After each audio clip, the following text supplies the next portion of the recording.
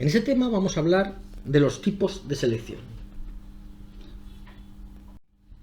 En primer lugar, cuando oímos la palabra selección, nos viene a la cabeza el fenómeno de la selección natural, que describió Darwin en el siglo XIX en su libro El origen de las especies.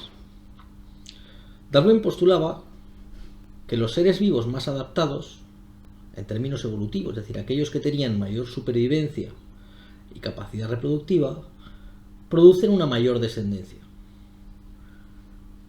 Además, decía que como los hijos se parecen a sus progenitores, y hay que recordar el concepto de heredabilidad y su relación con el parecido entre parientes, por este motivo, la adaptación, la fitness, en la generación siguiente es superior. Es decir, en cada generación se va incrementando la adaptación.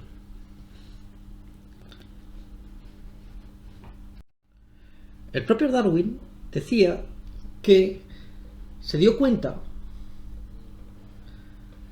que la selección era la herramienta más importante que usaba el ser humano para mejorar las razas de animales y de plantas. Pero le costó mucho darse cuenta que ese fenómeno también ocurría a nivel natural. Por este motivo podemos distinguir entre dos grandes tipos de selección.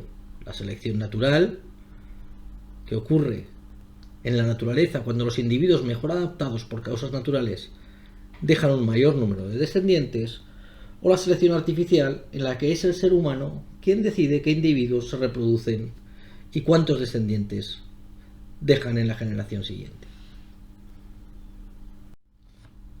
Además, al margen de que la selección se produzca por causas naturales o artificiales, podemos distinguir varios tipos de selección.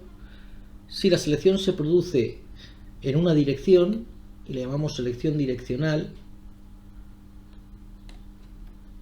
si están mejor adaptados o son seleccionados los individuos extremos, los de fenotipo más bajo o fenotipo más alto, le llamaremos selección disruptiva, o si están seleccionados o mejor adaptados los individuos cuyos fenotipos están en torno a la media de la población, y le llamaremos selección estabilizadora.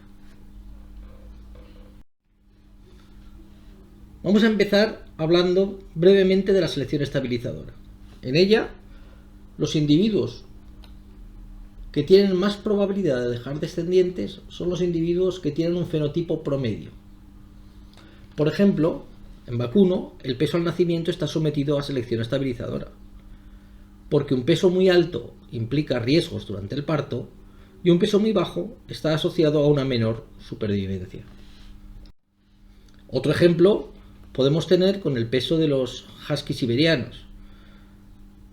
Son perros que se utilizan para arrastrar trineos. Un peso muy alto implica que se hundan en la nieve y no puedan arrastrar el trineo con facilidad, y un peso más pequeño hace que tengan menos fuerza y por lo tanto no son seleccionados para dejar reproductores. La selección disruptiva es la selección donde los individuos mejor adaptados o seleccionados son los individuos que bien tienen un fenotipo muy alto o un fenotipo muy bajo. La consecuencia de la selección disruptiva va a ser que la población va a dividirse en dos grandes grupos. Uno con fenotipos altos y otro con fenotipos pequeños.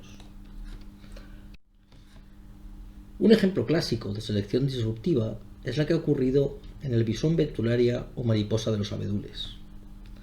En las áreas no industrializadas, los troncos de los árboles están recubiertos de líquenes, y por este motivo la variante más clara es menos visible y está menos sometida a la presión de los depredadores.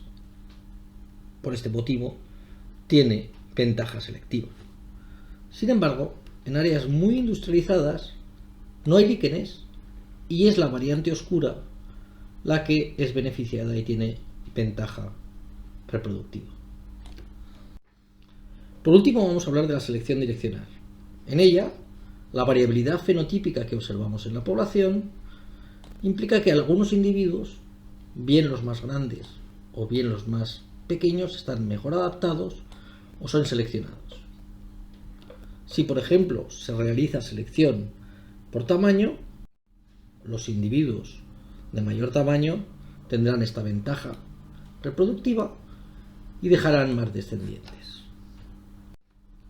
La selección direccional permite reproducirse a los individuos con un fenotipo más alto o más bajo. Puede suceder por causas naturales o artificiales.